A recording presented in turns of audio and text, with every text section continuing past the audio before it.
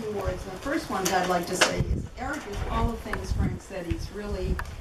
He's just an outstanding person, but he is a liar.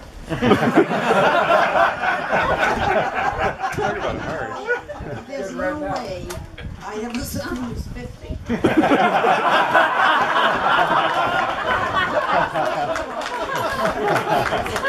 That said, I won't go on as long as Frank. I'll keep it short. There's a first. First, Eric was born.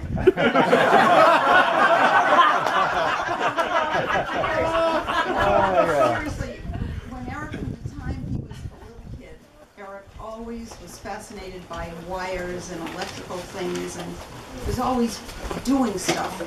I remember, I think you were maybe about 9, do you remember when you set up that red purloined telephone in the kitchen? In the kitchen cabinet, this was the time that AT&T owned everything, all the equipment, everything but your house practically.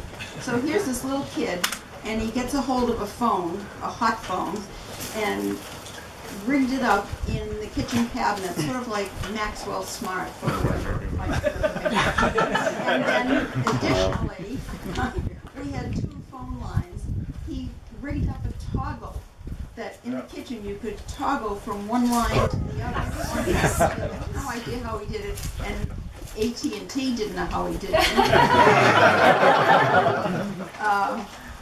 And then he very adorably, you may remember this, at this young age, he figured out how he ran a wire from his bedroom under the hall, wall-to-wall carpeting, into our bedroom door, under the pea green, it was very fashionable. Translated into Facebook working. That's right, because at the end of it was a mic.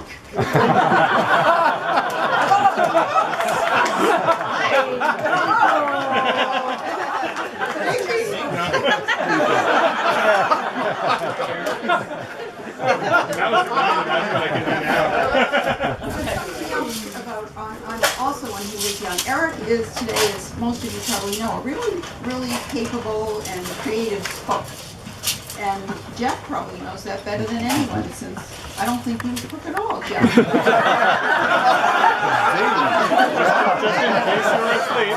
Are you awake?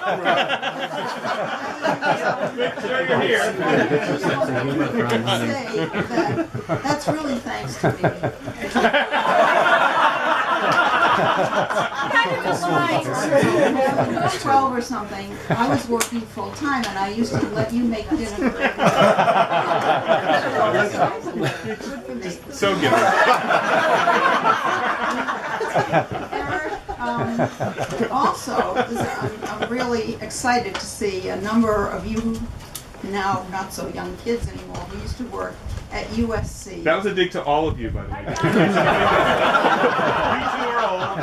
You really terrific kids who worked at USC, which was a seminar company where I worked and my sister worked, and we had a lot of other friends who worked there, and we were very big on child labor, you can say. The younger kids, we always had them stuffing envelopes, but Eric was a little older. When you were maybe in high school, certainly in college, and after college, Eric worked for USC. I don't remember what you did anymore, but it wasn't stuffing envelopes, it was serious.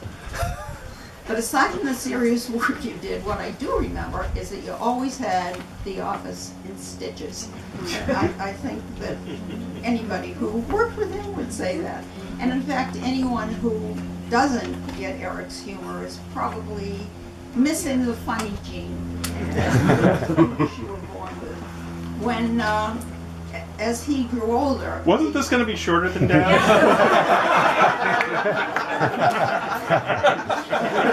50 years. I'm going to soon tell him about our conversation about my will.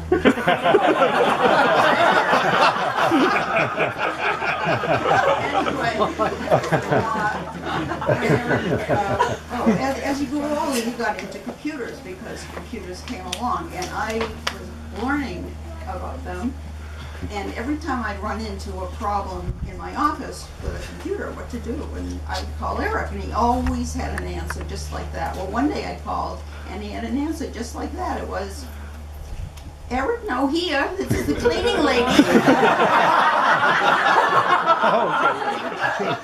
And then, once I told him I had been working with my retirement person, I was thinking of retirement, and I called him and I said, Rick, I got good news and bad news.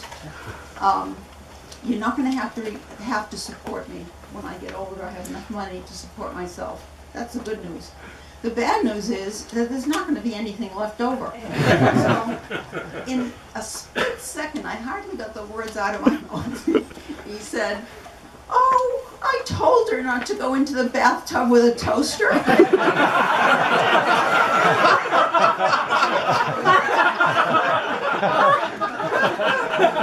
don't remember that. It's on the record. Yeah, I know. All those things are very Eric said, except I don't think he's going to spend All these are red flags, but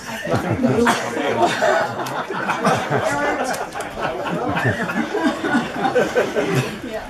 Rick, you grew up in an extended family where you had occasion to be really, really close to a lot of old people. Your grandparents and your great uncles and great aunts, many, many aunts, whom Abby, wherever you are, used to call them biddies, the bids, little old ladies. But you really had a special bond, and I think you've always appreciated old people and been very kind. And the last of whom, we have a, not quite on, the last person living of that generation who is a friend, was a friend of all those old folks, and lives in Florida. And to this day, Eric writes to her, calls her, and makes it his business to go down and visit her. And she's 101. And he goes to visit her, and I think since she's as healthy as a horse, you'll probably be visiting her into your own dotage. But I want to make note of your parents, your step-parents, your uncles and aunts, all of whom have shown by being here that they think you're important enough to them, and they love you enough. This is almost the end.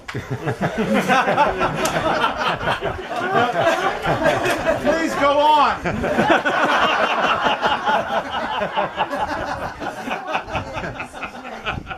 That we love you, and I want to speak for myself, and appreciate it.